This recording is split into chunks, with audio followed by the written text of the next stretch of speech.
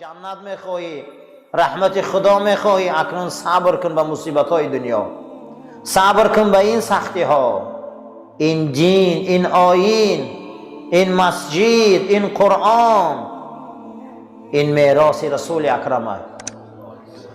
این به آسانی آمدگی نیست، این به محنت آمدگی است، این به عذاب آمدگی است. برای ما مفت آمدگی است، برای همه قیمت ندارد. میدانین که همه شما جنگ بدر، جنگ احد، جنگ موته، جنگ سویق و جنگا رو نغز میدانین، اون غزوه ها رو خوب میدانین.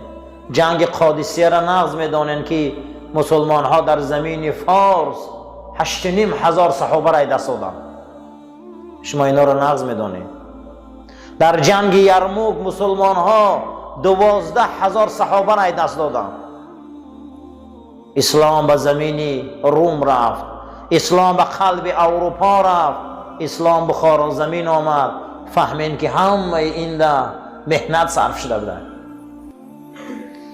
این خیل خانه های گرم، این خیل مسجد، این خیل محراب به آسانی نیامده. این قرآن به آسانی نیامده. این بسیار شداید سختی های کلان داشت، مصیبت ها داشت. صحابه شب خواب نمی رفت، در زیر این برف ها اونها حرکت میکردن، خواب برایشان حرام کردن. پوستینی راحت و گرمه از خودشان دور کردن. حتی در یک از غزوه ها وقتی که مسلمان ها زمین اندلس اسپانیا می درایند، طارق ابن سعد در لب بحر نگاه میکنه و میبینه که اولین جنگ مسلمان ها در بحر، اولین جنگ مسلمان ها در بحر. طارق ابن سعد کشتی ها را میبیاره، میخواهند رومی ها که مسلمان ها را در بحر میان زمین بوغی کنند، اما نمیتونند. وقتی که بیرون میبراید طارق تمام کشتی ها را علاو میزند. سپاه اسلام آن روز 60,000 بود، سپاه کفر آن روز 200,000 بود. کشتی ها را علاو میزنه و طرف تمام سپاهی ها میگه کشتی ها را دیده؟ میگن بله. میگه چیکار کردن؟ گفتن سوزاندی. گفت در پشت شما چیه؟ گفت بحر. گفت در پشتون چیه؟ گفت دشمن. گفت جای گریز نداره. شداید بالا بالای سرد میبیا. همین حالت ده میگه زنش ایدرون خیمه صدا کرد که طارق مدت 6 ماه میشه که خیمه من نمیبیایی، مدت 6 ماه میشه که بستر من نمیبیایی. تو چخیل جواب میتهی؟ بعضت میخنده، میگه یا در داخل شهر مدرید و میخریم، در همونجا اگر زنده و سلامت باشیم همونجا به خیمت میبیام، یا در جنت و میخریم. پناه به خدا. اینقدر مصیبت در بین سر این قماندان عالم اسلام های، باز انک دعوا میکنه که چرا پیش من نمیبیایی. روز شد که مسلمان ها دروازه های شهر اندلس هوی کردن، 600 سال اندلس در دست مسلمان ها بود. صبر میکنی، انم خیلی مصیبت ها بالای سرت میبیا، انم خیلی مصائب میبیا، اما راه دین همین ای. چی نمیرسه جابر ابن عبدالله ده که از مدینه منوره بیایه و در خط هرات خاک شود؟ چی نمیرسه او ده؟ چی وای سودا را دوست نمیداره، وای زن دوست نمیداره، وای راحت دوست نمیداره، اما اونها به خاطر این قرآن و این مدرسه و مسجد سرزمین های من آورده آباد کردن. مسعود ابن عباس همون روز پیغمبر خدا از دنیا میگذره، این صحابه در شستن جنازه رسول اکرم اشتراک داشته، آب میریخته. با دادر عبدالله ابن عباس بود، اکش بچه حضرت عباس امکی رسول اکرم صلی الله علیه و سلم. این چی میشوه که میبید از سمرقند ما درین یک غار میدره میره شاهی زنده میشوه؟ چی وای مجبور میکنه؟ چی وای سودا رو دوست نمیداشت؟ وای راحت دوست نمیداشت؟ وای راحت زنک ناز نمیدید؟ اما همش پسی پا زد، آمد داخل اون غار در آمد با نام شاهی زنده، رفت دیگه باز نگشت. برای همین عزیزا راه اسلام همینه که در مصیبتاش صبر میکنی، در سختی ها صبر میکنی. خوشا به حال انسانی که این امانت به صعود رسانه. پروردگار گفت والله یحب الصابرین، من بنده های صبر کننده ما دوست می‌دارم. و صبر علی اوجوه، صبر چند قسم ده، صبر در طاعت خدا، صبر از حرام های خدا، صبر در مصیبت. نزدی بالای سری ما ده صدمه میزنه به مصیبت، عزیزامون ای دست میتیم، زن ای دست میتیم، فرزندان میمرن، خانه میره، پول میره، پدر و مادر میره. سه تقسیم کرده امام غزالی صبر.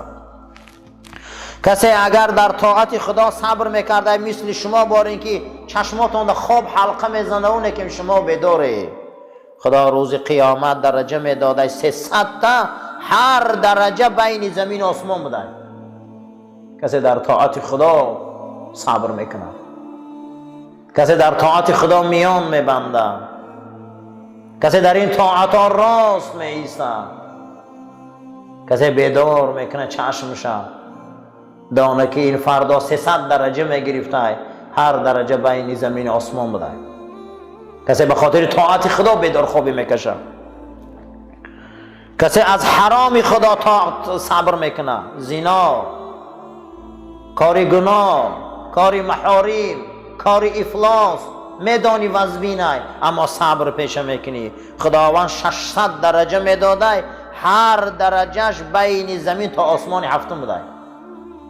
کسی از حرام پرهیز میکنه، خوشا به حال آدمایی که از حرام پرهیز میکنه. کسی که اگر مصیبت بالاش بیاید، یگان عزیز شاید دسته، زن شاید دسته، کودک شاید دسته، شوهر شاید دسته. صحابه می به ابو طلحه میگه 10 بچه ما در خاک ماندن، فرستاده خدا گفته 10 تا تخم کارید که روز قیامت سر میبردارن، میگن تا آتا و چم جنت ندرویم و جنت نمیدرویم. خوشا به حال آدمایی که فرزنداشان در یوشه از دست دادن. پیغمبر گفتن کسی 2 فرزندش به بلاغت نرسیده دست داده باشه، روز قیامت و نزد خدا دعوا میکردین که تا ما را پدر و مادرمون جنت نداریم و جنت نمیدرویم، به جای او جنت های. کسی در این خیلی مصیبت ها پدر میتیه، مادر میتیه دست، عزیزاش میتیه، صبر میتیه، خدا 700 درجه میداده که از زمین تا عرش تا زیر صدرت المنتهی بوده هر یکتاش. این درجه ها را خداوند برای آدمایی میداده که در مصیبت صبر پیشه کنند. روی النبی صلی الله علیه و سلم، پیغمبر حدیث گفتند که با خدا گپ زدم. خوشا به حال آدمیا، پیغمبر ما را بزرگیش بینه که خدا خودی گپ بزنه.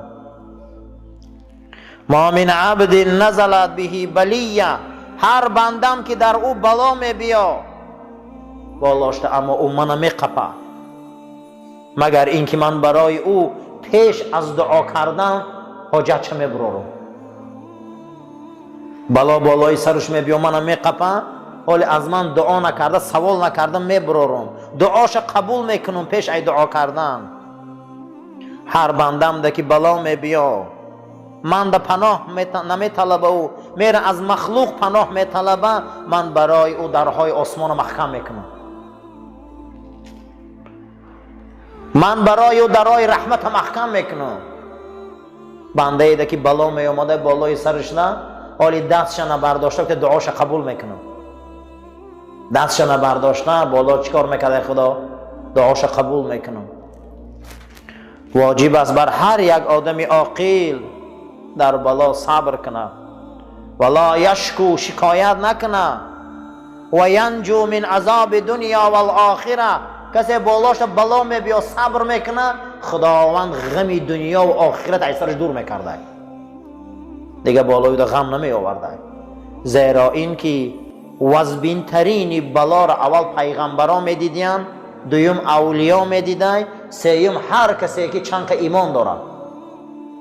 تا ما بالای سر مونده بلا نبیاید ولی مسلمان بودن ما معلوم نیست. ما دعوای ایمان میکنیم که من الحمدلله مسلمان و خمون به ایمان میگیریم، که باید بلاقت امتحان شویم. بلاقت چی شویم؟ امتحان شویم. قال الجنید البغدادی، حضرت امام جنید بغدادی گفت است که بلا و آفت چراغ اولیاءها است. بلا آفت چی بده؟ چراغ اولیاءها. و خواب عاشقای خدا بده. عاشقای خدا بلا میدیدین اگه خواب میکردین با. و صلاح مومنین بده، بالای سر مومنات بلا بیاید اصلاح میشدین. و آدمای جاهل و غافل هلاک میکرده. لا یجید احد حلاوة الایمان حتی یأتیه البلاء و یرضى و یصبر. ندیدم حلاوت ایمان، گفت جنید بغدادی، تا آدم ده بلا نبیاید طاقت نکنه و راضی نباشه. حلاوت ایمان ندیدم، گفتم مگر در همین چیز خشا به حال آدمایی که در بلا طاقت میکنن، در بلا صبر میکنن، در بلا آفت مردانوار میستن. هر کس میخواه که از عذاب خدا نجات یابه، ثواب صاحب شوه، رحمت پروردگار صاحب شوه، داخل همون جنت ابدی گرده، نفسش از شهوتهای دنیا، نفسش از شهوتهای ابلیسی نگهبان شود. میخواهی که جنت درایی، میخواهی که صاحب رحمت شوی، میخواهی که نجات یابی از عذاب خدا، از شهوت احتیاط شو. از همه شهوت بد این شهوت جنسی ای برادرها که او را زنا میگن. از همه شهوت بد این چی بده است؟ زنا. شهوت گفته کشیش میگن. معنی شهوت چی بده؟ کشیش. به آب و به چای و نان و زن نمیشه، اما او باید در چارچوبه شریعت باشه. در چارچوبه شریعت بودن وقت و نفس نیست و شهوت نیست.